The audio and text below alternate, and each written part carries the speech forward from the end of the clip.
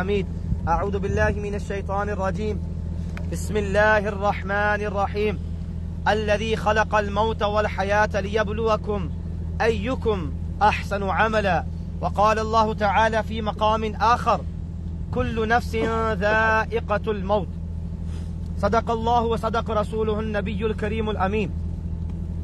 My dear brothers, respectable elders, honorable youngsters, today we are here in the graveyard paying our final tributes and respects to our beloved brother, son, nephew, friend Muhammad Shan.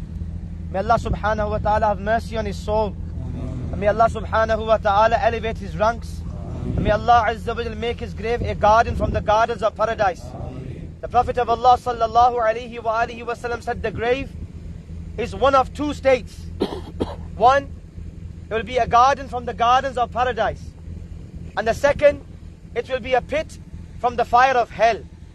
My dear brothers, this is the stark reality. This is the harsh reality.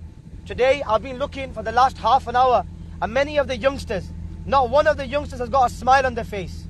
None of the youngsters are joking. Everybody is serious because we understand the nature of the situation that we are in right now. Such a young life at the tender age of 20, I believe, who had his whole life ahead of him. And there's many brothers here who are listening to me right now, who have the same age. Many of you guys were friends. Some of you guys are best friends to Muhammad Shan.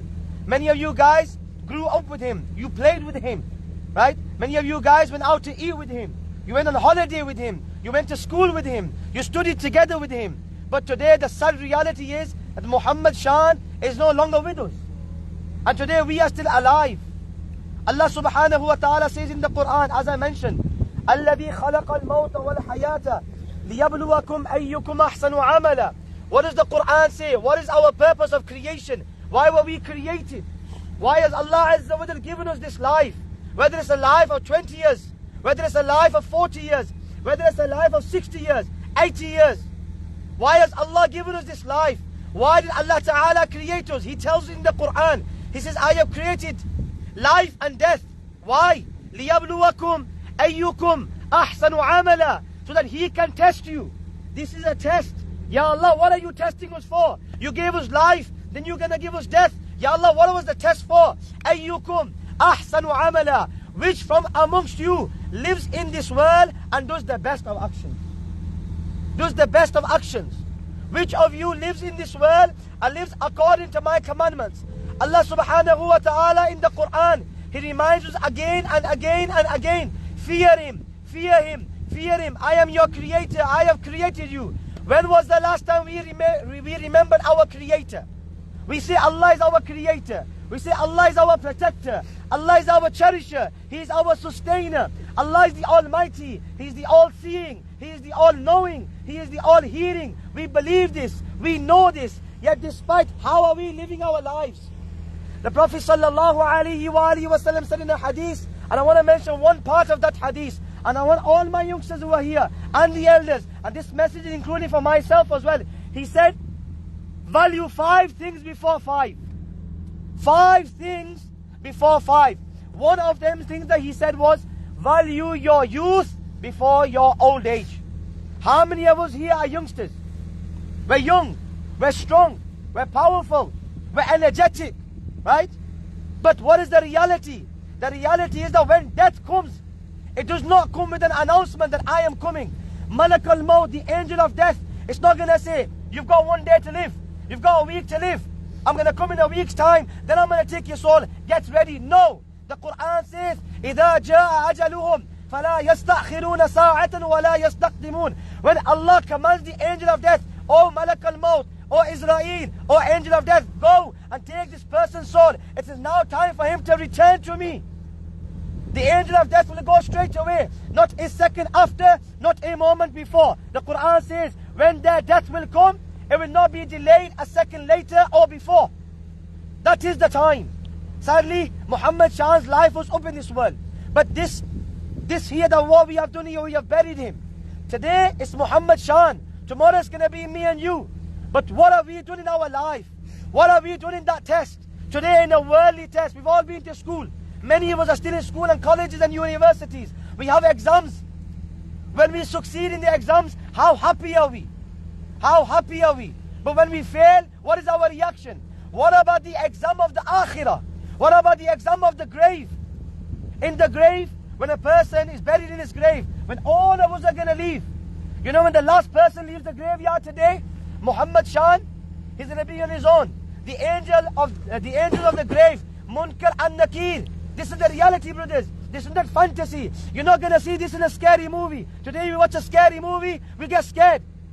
If the volume's too loud, we tremble and we get shook up. Oh, that was scary. But that's all a movie. That's all fake. That's all fake and fiction. This is fact. This is the reality. The angel of the graves, Munkar and Nakir, my brothers, they're going to come to everybody. Whether you're a Muslim, whether you're a non-Muslim, they're going to come to you in your grave. And you're not going to have nobody there. You're going to be all alone. And it's going to be you and your grave. And they're going to come and ask you 3 questions. I want you to all listen to these questions very carefully. I want you to go back today and ask yourselves, am I ready to answer those questions? The first question, Man Rabbuka, who is your Lord? Many of us don't even remember Allah. Many of us don't even read our namaz. Today, we'll go to the cinemas, we'll go to the pubs, we'll go to the nightclubs, we'll go to play football, we'll go to the shisha lounges, we'll go all over these places, we'll go on holidays, we'll go to Dubai, we'll go to the hottest countries because it's cold over here. We don't remember Allah. But the first question in your grave is not going to be which holiday did you go on, which cinema did you go to. No, it's going to be about your Creator, Man Rabbuka, who is your Lord. Are we ready to answer that question? That very same Lord that you never remembered? When he came to namaz and the muazzin who gives the azan says, Hayya ala salah, come towards namaz. Hayya ala falah, come towards success. We turn the blind eye to it. We turn the deaf ear to it. That Lord who says in the Quran, وَمَا خَلَقْتُ الْجِنَّ وَالْإِنسَ إِلَّا لِيَعْبُدُونَ. Allah Ta'ala in the Quran, He tells me, brother, all I've said is the Quran here. This is the Quran. The problem is today we don't read the Quran. We are far away from Islam.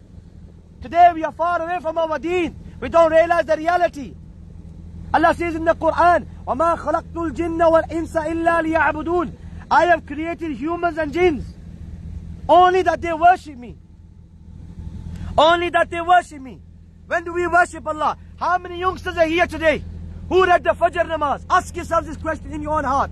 Don't answer. Ask yourself this question. How many of you guys read the Zohar namaz? Brothers, if you could kindly let me get my message across, inshallah, so everybody can pay attention, inshallah. This is really, really important. Now, many youngsters are here. Allah says in the Quran, وَمَا خَلَقْتُ الْجِنَّ وَالْإِنسَ إِلَّا لِيَعْبُدُونَ. I have created human beings that they worship me. How many of us today read Fajr namaz? How many of us read Zohar namaz? How many of us read our Asr namaz? How many of us have read our Maghrib? And Isha is coming.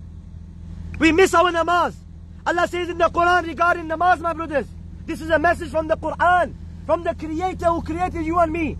This is the reality. Today we act like big men. We go to the gym, we pump iron, then we stand in front of the mirror, and we stand in front of our mirror and we take pictures, and we put it on Instagram and Snapchat, tell everybody our story. This is the way we are living today. But that man who's picking up these massive weights, all he is made out of mitti. Allah says in the Quran, Minha khalaqanakum. We have created you from this mitti. وَفِيهَا نُعِيدُكُمْ. And we will return you back into this mitti. وَمِنْهَا نُخْرِجُكُمْ تَارَةً أُخْرَى. And from this very same mitti, we will create you again. What are we? We are created from a sperm drop. This is mine and your reality. But we are arrogant. We're proud. We boast. We brag. We are stubborn. We've forgotten the Creator. Allah says in the Quran regarding namaz, there was a nation, they wasted their namaz. فَخَلَفَ مِنْ بَعْدِهِمْ خَلْفٌ أَضَاعُوا الصَّلَاةَ وَاتَّبَعُوا الشَّهَوَاتِ فَسَوْفَ يَلْقَوْنَ غَيًّا. And then came a nation. What did they do? They did 2 things. They wasted their namaz and they followed their desires. Today we waste our namaz and we follow our desires. You've got the youngsters. They are chasing the girls. They've got girlfriends. They're committing zina, committing adultery. Many youngsters here. Maybe some of us here may be drinking alcohol. Some of us here maybe never have ever even read a namaz in our life. Drinking alcohol, chasing girls, committing zina, gambling, interest, all of these major sins. But Allah says these people, what will happen to them? فَسَوْفَ يَلْقَوْنَ غَيًّا. They will reach a place called Ghai. The Quran says Ghai. What is Ghai? Let me explain what Ghai is to you. Ghai is a valley inside the fire of hell. And this fire, this valley inside the fire of hell is so severe. It is so severely punishing and extremely punishing that even the hellfire asks Allah for protection from it. That's how severe this hellfire valley is. And you know who's going to go in there? Those who commit adultery. Those who drink alcohol, Muslims. Those who commit adultery, जो जिना करते हैं, जो शराब पीते हैं, जो जुआ खेलते हैं, they gamble. Ask ourselves, my brothers, we don't read namaz, we chase the women, we gamble, we drink alcohol. After all, when are we going to change? How are you supposed to pass the test? When are you going to go in your grave? The first question I mentioned, Man Rabbuka, who is your Lord? Are we ready to answer that question? The second question, Ma Dinuka, what is your religion? Today we call ourselves Muslims. लेकिन हकीकत ये है कि हम सिर्फ नाम के मुसलमान हैं. हम सिर्फ नाम, या what's your name brother Abrar, what's your name brother Shafiq, what's your name Muhammad. सिर्फ मुसलमानी नाम है, लेकिन हमारे काम मुसलमान वाले नहीं है. Our actions don't reflect our Islam. When you're in that grave, and the angel of the grave will come and say, Ma Dinuka, what is your religion? Are we ready to answer that? The Islam. There are 5 pillars of Islam. Namaz is one of the pillars.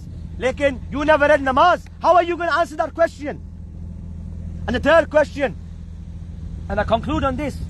Ma kun, in your grave when you're going to be there, the third question, you will be shown the Prophet sallallahu alaihi wasallam. And the angel will then ask, indicating towards the Prophet, Ma kunta taqulu fi haqqi hadha ar-rujul. What did you used to say about this person in the world? Today, how many of us know about the Prophet sallallahu alaihi wasallam? We say La ilaha illallah Muhammadur Rasulullah. We read the kalima. We know the word Allah. We know the word Muhammad. But have we ever studied the life of Muhammad sallallahu alaihi wasallam?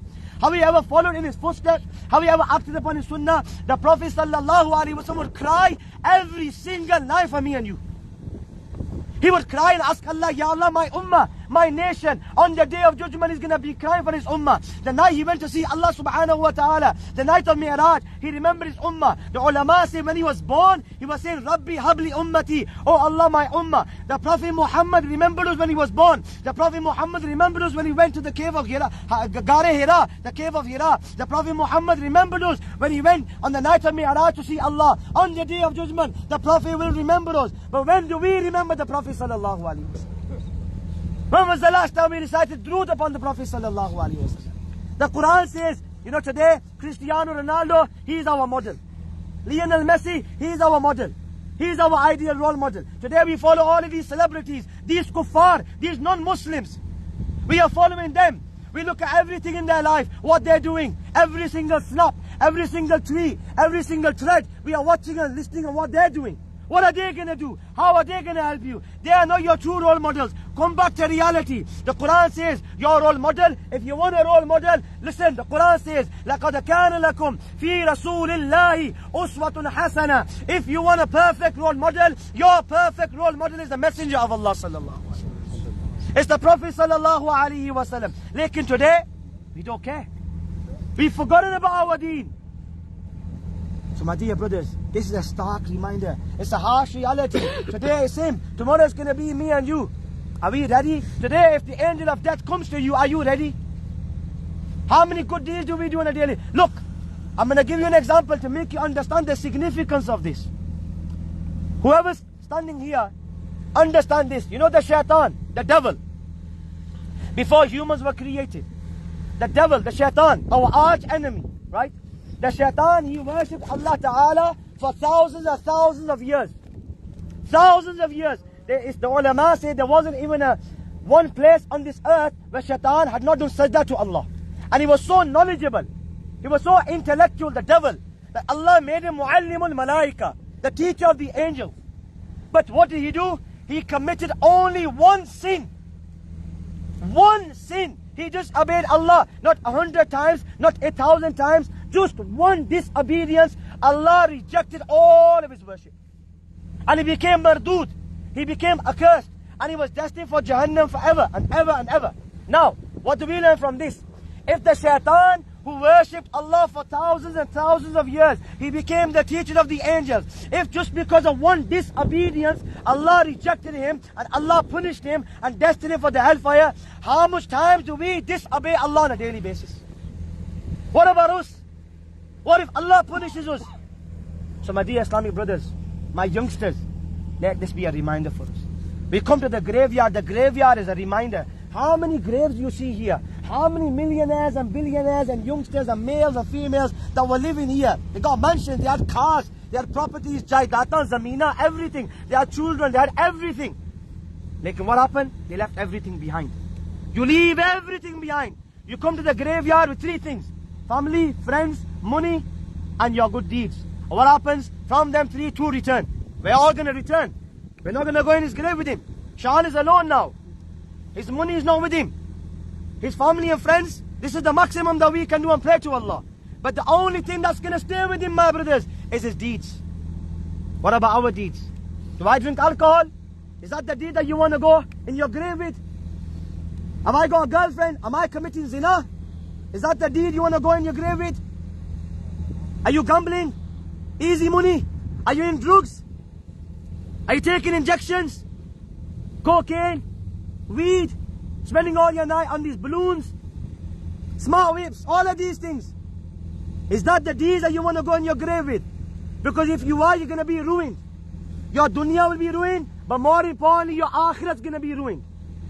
In this life, we should live like a prisoner. Ad-dunya sijnul mu'min wa jannatul kafir. The dunya is a prison for a believer, and it's a jannat for a kafir. Let these kafirs enjoy. Let them enjoy if they want to enjoy. Hum Musliman hai. We're a prisoner. Tell me, if someone's in prison, does he have a luxury life? No. He's in one layer, four-wall room. This is how we're supposed to live. Live like a musafir. Live like a traveler. When you go on a journey, you take your whole house with you, you only take one suitcase with you. Because you know you're going to return back. Because your actual destination is your house. We're travelers. We are travelers. This is just a stop on the way. Our eternal destination, or what we should be working towards, is Jannah, my brothers. How are we going to attain Jannah? By drinking sharab? By going to the nightclubs? By dancing with girls? By partying? By gambling? Sochne ki baat hai. All my youngsters here, including myself. I'm no angel. This is a message for me, first and foremost. And for everybody here. Let's change. We don't know how many more breaths we've got left. We don't know how many more hours and seconds and days and months we've got left of our life. Let's return towards Allah. Before we have to return towards Allah, we don't have no option. May Allah subhanahu wa ta'ala grant us all the ability to remember what has been said. And everybody do tawbah in the court of Allah ta'ala. Everybody go home and do tawbah. At-taibu min al-dhambi kaman la dhambala. No youngster stand here and say, Yara, main to sharabi peeta hoon. I gamble and I've got a girlfriend and I've committed zina. There is no chance of forgiveness for me. No. Pick up Sahih Bukhari. There was a person, he committed 100 murders. Allah still forgave him. 100 murders. Allah still forgave him. You know why he was forgiven? Because he was true in his apology. Everybody go home and repent to Allah. Allah loves it when his servant comes back to him. Say, Ya Allah, I have been sinning and disobeying you all my life.